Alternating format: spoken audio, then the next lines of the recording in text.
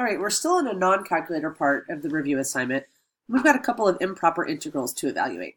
And I know that this integral is improper because I have a discontinuity, a vertical discontinuity at 1 here, and I'm integrating from 0 to 3, so that's inclusive of the spot where I have this discontinuity. And so let me do this. I need to split my integral into two parts, from 0 to 1 and from 1 to 3. But I kind of skipped a step. I could have written that down, that I'm splitting this into 0 to 1 of my integrand plus 1 to 3 of my integrand. But I skipped a step and went ahead and I plugged in t for 1. So I'm integrating from 0 to t, and I'm integrating from t to 3.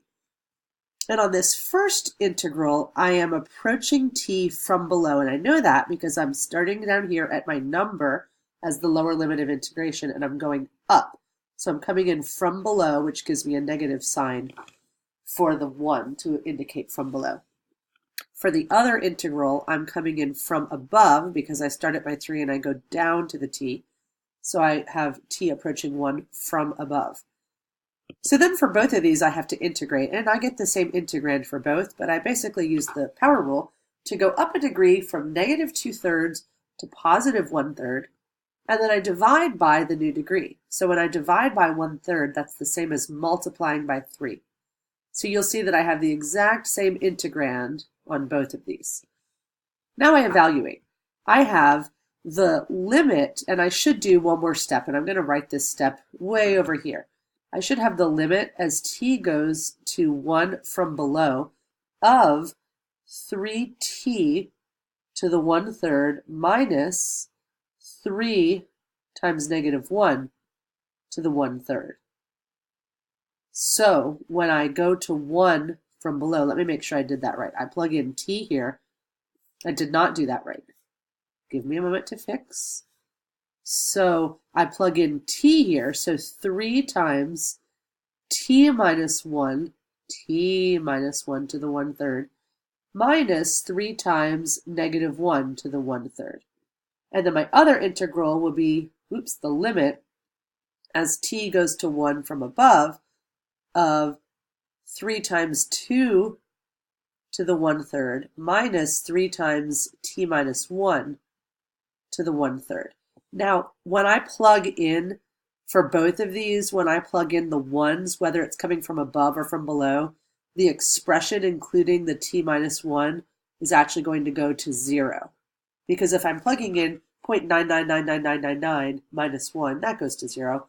And if I plug in 1.000001 minus 1, that's going to go to 0. So that's why over here I was able to go directly to the negative 3 times negative 1 to the 1/3, and that gives me negative 3 times negative 1, which is what I have right here. And then in the other one, I have 3 times 2 to the 1/3, which is what I have here. And then I can just simplify negative 3 times negative 1 is 3, and then plus 3 times 2 to the 1/3. You could have easily written that as 3 plus 3 times the cube root of 2 as well. All right, number 8. What we have here, you might recognize this integrand as the Witch of Maria Agnesi. So this will be the curve that looks like the witch's hat, like this. And you're basically integrating underneath there from negative infinity to infinity. So this is an improper integral because of the limits at infinity. So we're splitting this integral into two parts. First, you're integrating from 0 to infinity as t goes to infinity, or 0 to t as t goes to infinity, and then you'll add to that the integral from t to 0 as t goes to negative infinity. And as you know, 1 over 1 plus x squared integrates to the arctan. So the first integral here, I have arctan, and I evaluate it at t, and subtract out evaluating it at 0. So the limit as t goes to infinity of arctan of t minus arctan of 0. The second integral, I integrate to arctan and evaluate it first at 0 and then subtract out, integrating it at t, and that's what's happening here. And I'll evaluate that as t goes to negative infinity. Now, what you have to remember is, let me cross that, that's a different problem. So this is the graph of the arctan of x. And you do need to know this. You need to know this because of its limit properties. Pi over 2 and negative pi over 2 are the infinite asymptotes, horizontal asymptotes. So as t goes to infinity, arctan of infinity is going to give you pi over 2. Arctan of 0 says what angle gives you a tangent of 0? That is 0. Here, arctan of 0 is once again 0. And now I'm subtracting out arctan of negative infinity. So there's my subtraction sign. And then as t goes to negative infinity, the horizontal asymptote for arctan as you go to negative infinity is negative pi over 2.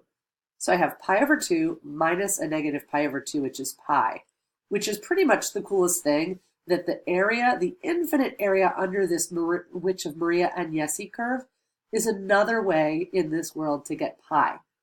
Strange that it's also the ratio of circumference to diameter of a circle. All right, last problem on this page is we want to get the arc length of the curve 3y plus 4x, and they gave us 2 points that we're finding this curve between. This is just a linear function, and I could certainly draw it, but it's just basically a line. So this one's not too hard to do because you're effectively using the Pythagorean theorem. So what we do here is we take y equals 4/3 x and then differentiate y to get y prime equals 4/3. And then the arc length formula, we have 1 plus the derivative squared, so y prime squared. So it's 16/9. And then you're evaluating over the x limits of integration, so from 3 to 9. So we just did a little bit of algebra here. 1 plus 16 over 9 is 25 over 9, which square roots quite nicely to 5/3. So when you integrate 5/3, you get 5/3 x. Evaluate it from 3 to 9. So you end up with 15 minus 5 equals your final answer of 10.